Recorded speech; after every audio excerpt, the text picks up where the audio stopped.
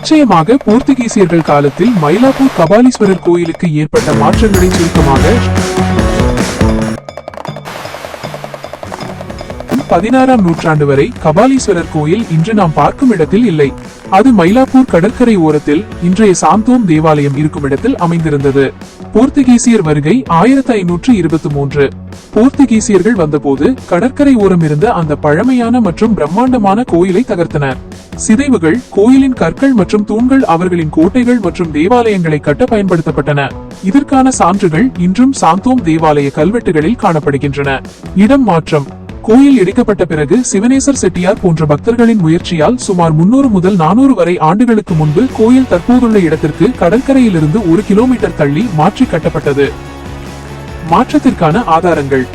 1. தேவார பாடல் 7ஆம் நூற்றாண்டில் திருஞான சம்பந்தர் பாடிய பாடலை கடல் அலைகள் கரையில் மோதும் மடமயிலை என்று பாடியுள்ளார். இது கோயில் கடற்கரையில் இருந்ததை உறுதி செய்கிறது. 2.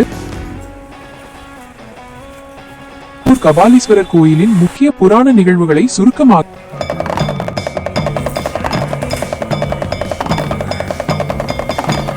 1. பார்வதி தேவி மயில் உருவம் எடுத்த கதை. திருக்கயிலாயத்தில் சிவபெருமான் உபதேசம் செய்து கொண்டிருந்த போது அன்னை பார்வதியின் கவனம் அங்கிருந்த ஒரு மயிலின் அழகில் சிதறியது. இதனால் சிவபெருமான் அன்னையை பூமியில் மயில் உருவம் எடுத்து தவம் செய்யுமாறு பணித்தார். அன்னை பார்வதி புன்னை வனமாக இருந்த மயிலாப்பூரில் மயில் உருவில் சிவனை நோக்கி தவம் செய்து மீண்டும் தன் உருவம் பெற்றார். அதனாலேயே இத்தலத்திற்கு மயிலாப்பூர், மயில் கூட்டல் ஊர் என்று பெயர் வந்தது. இங்குள்ள அன்னைக்கு கற்பகாம்பாள் என்று பெயர்.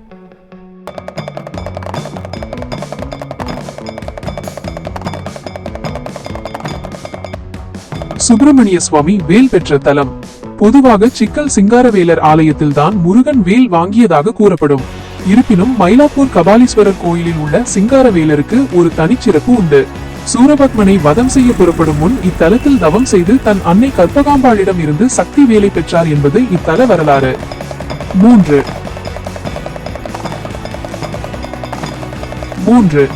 பிரம்மதேவர் பூஜித்த இடம்.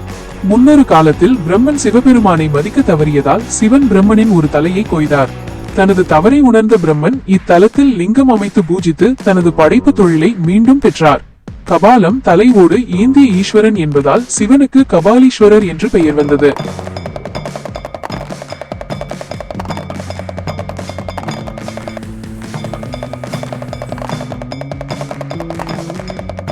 4. பூம்பாவை கதை.